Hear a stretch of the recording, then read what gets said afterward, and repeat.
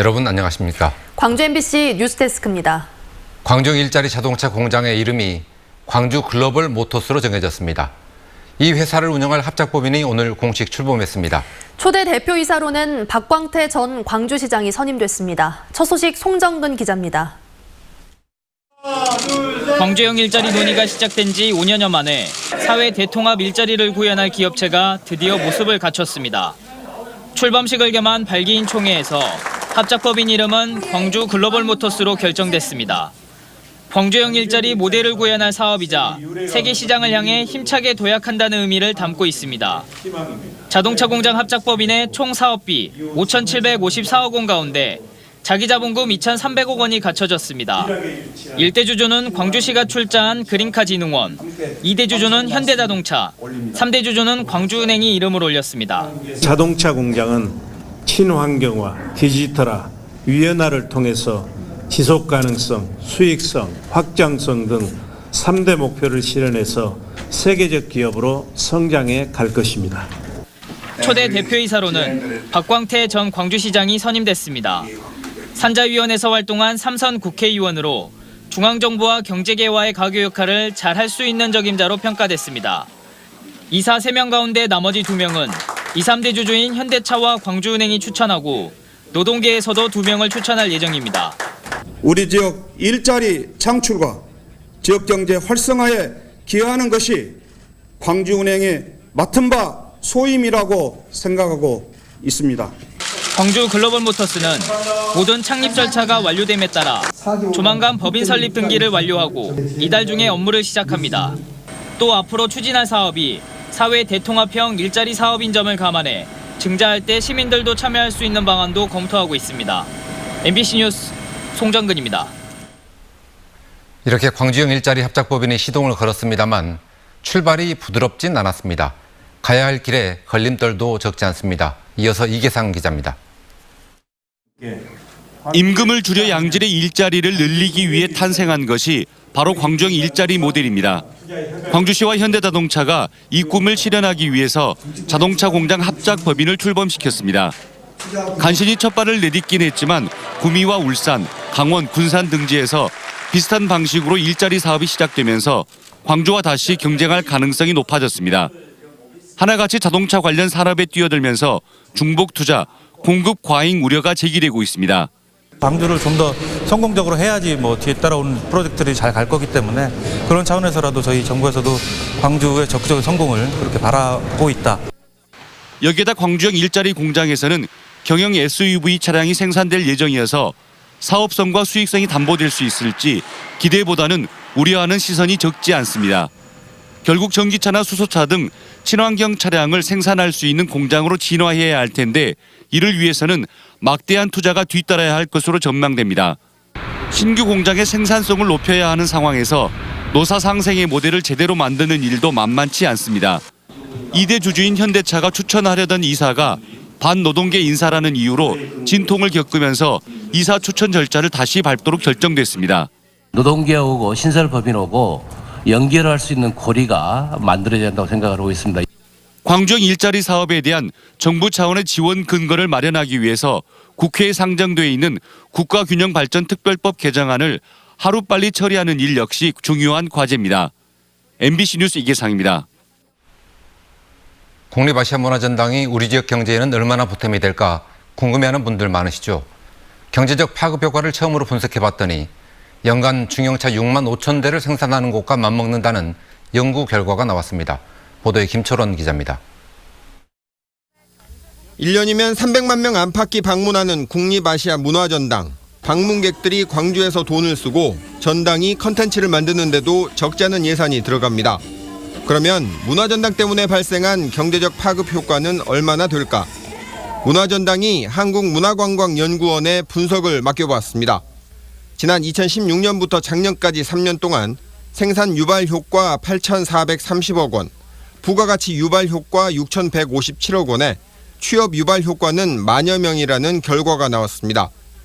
작년 한 해치만 따로 놓고 보면 생산과 부가가치 효과가 5,100억 원, 취업 유발 효과가 3,800여 명으로 중형차 6만 5천 대를 생산하는 것과 맞먹었습니다. 다른 대규모 문화예술 기관과 비교해도 손색이 없었습니다.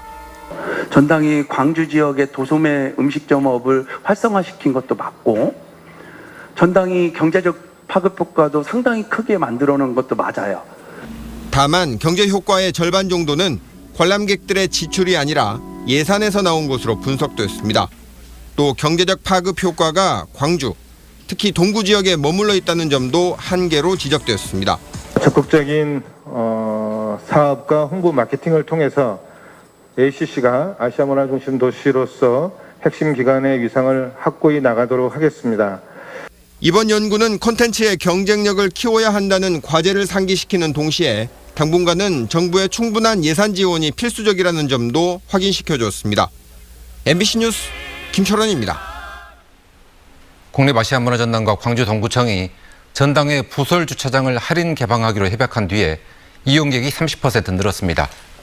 아시아문화전당은 지난 7월 한 달 동안 부설 주차장을 이용한 차량이 만여대로 협약 이전인 6월보다 30% 늘었다고 밝혔습니다. 또 주차장 이용 차량 만여대 가운데 22%가 동명동의 협약업소를 들른 것으로 분석돼 상권 활성화와 주차난 해소에 기여한 것으로 보인다고 설명했습니다.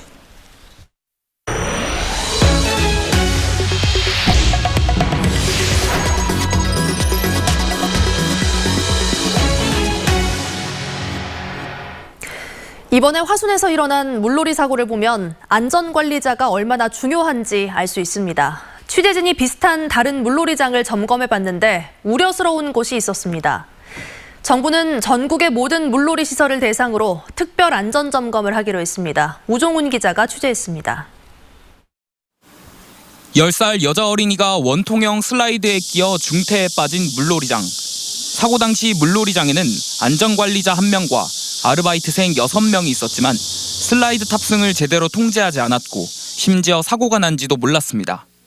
관광진흥법 시행규칙에는 수심 1m 이하의 물놀이장은 1000제곱미터당 안전관리자 1명을 두도록 규정하고 있습니다. 이 물놀이장도 규정에 따라 안전관리자가 있었지만 수영장과 슬라이드에 몰려든 아이들을 통제하기는 역부족이었습니다. 구조한다거나 그다음에 구조 이후에 뭐 응급조치 한다거나 이런 부분이 안전요원들이 본인들로 당황을 해가지고 전혀 지금 하지를 못한 걸로 이렇게 조사 결과 나오고 있습니다. 심지어 안전관리자 1명을 두라는 규정조차 지키지 않은 곳도 있습니다. 사고가 난 물놀이장 근처의 또 다른 물놀이장. 60m짜리 원통형 슬라이드가 있는 시설에서 아이들이 물놀이를 즐기고 있지만 현장을 지키고 있어야 할 안전관리자는 없습니다. 워터슬라이드 등 물놀이 기구가 있는 시설에서는 자격 있는 안전요원이 있어야 하지만 현장에서 이것은 잘 지켜지지 않고 있었습니다. 물놀이장 관계자에게 안전관리자는 어디에 있느냐고 묻자 어처구니 없는 답변이 돌아옵니다. 그분도 사람을 시험하는 습관이니까 한 달 내내 본인도 안 쉬고 일하겠습니다. 대규모 워터파크를 비롯해 이와 같은 물놀이 시설은 전남 지역에 18곳, 전국적으로는 157곳에 달합니다.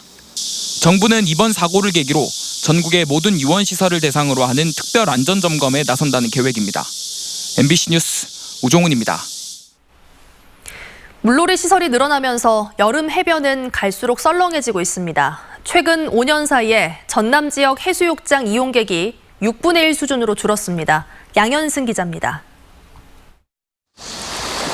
경포대, 해운대가 부럽지 않았던 완도 명사심리 해수욕장. 바다에 떠 있어야 할 고무 튜브들이 백사장 위에 잠자고 있습니다. 해수욕장 개장 기간이 한 주 남았지만 이미 파장 분위기입니다.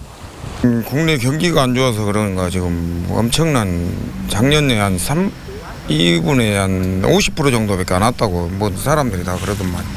한때 여름마다 100만 명 피서 인파가 몰렸던 명사심리 해수욕장이지만 갈수록 명성이 시들해지고 있습니다. 올해 명사심리 해수욕장 피서객은 40만 명 수준. 2015년 마지막 100만 명을 찍은 뒤 감소세입니다. 폭염, 장마, 태풍 변수를 늘 안고 있는 데다 놀이와 편의, 안전시설 등이 갖춰진 계곡 물놀이장과 워터파크 등으로 피서객들이 몰리기 때문입니다.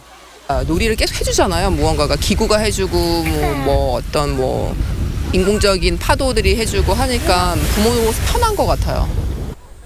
해변 콘서트, 윈드서핑, 카약, 수영대회, 비치 발리볼 대회 등 해수욕장마다 볼거리, 즐길 거리를 마련하고 있지만 영 신통치 않습니다. 여가문화 추세가 실내 물놀이 시설을 선호한 쪽으로 가고 있습니다. 그런 문제 때문에 약간 관광객이 감소하거나 현상 유지 더 늘어나지는 않는 걸로. 매년 여름 피서객을 맞이하는 전남의 해수욕장은 50여 곳. 지난 2012년, 2013년 600만 명 이상을 찍다 지난해 99만 명, 올해는 100만 명 수준으로 5년 새 6분의 1 수준으로 떨어졌습니다. MBC 뉴스 양현승입니다. 광주 전남 지역 시민단체들로 구성된 한빛 핵발전소 134호기 폐쇄를 위한 범시민 비상회의는 기자회견을 갖고 원전 폐쇄를 촉구했습니다. 비상회의는 지난 5월 열출력 급증 사고가 일어난 한빛 1호기 사고는 인재의 종합판이었는데도 원자력안전위원회가 CCTV 설치를 대책으로 재가동을 허가했다고 비판했습니다. 또 크고 작은 공극으로 누더기 상태인 3호기와 4호기가 20년 넘게 가동해온 사실이 드러났다며 원전이 폐쇄될 때까지 투쟁할 것이라고 말했습니다. 광주 군공항 이전 시민추진협의회가 올해 안에 군공항 예비 이전 후보지가 선정돼야 한다고 주장했습니다. 시민추진협의회는 광주 전남 상생발전위원회가 군공항 전남 이전에 합의한 지 1년이 지났지만 시도민들이 공감할 만한 협력의 흔적을 찾아보기 어렵다며 전라남도가 소통에 적극 협력해야 한다고 말했습니다. 또 국방부도 지역 주민의 알 권리를 위한 설명회조차 하지 않고 있다며 올해 말까지 예비 이전 후보지를 선정해 줄 것을 촉구했습니다. 고려고등학교에서 성적 비리가 있었다는 광주시 교육청의 특별감사와 관련해 교육 관련 단체들은 학교 측의 사죄와 교육청의 엄정한 대처를 요구했습니다. 전교조 광주지부와 참교육학부모회, 학벌 없는 사회를 위한 시민 모임 등은 성명을 통해 고려고재단은 학생과 학부모, 시민에게 사죄하고 시교육청은 행정적, 재정적 불이익으로 일벌백계 해야 한다고 주장했습니다. 반면 고려고는 일부 교사의 채점 실수를 성적 비리로 몰고 있다는 내용의 대형 현수막을 학교 정문에 내거는 등 감사 결과에 반발하고 있습니다.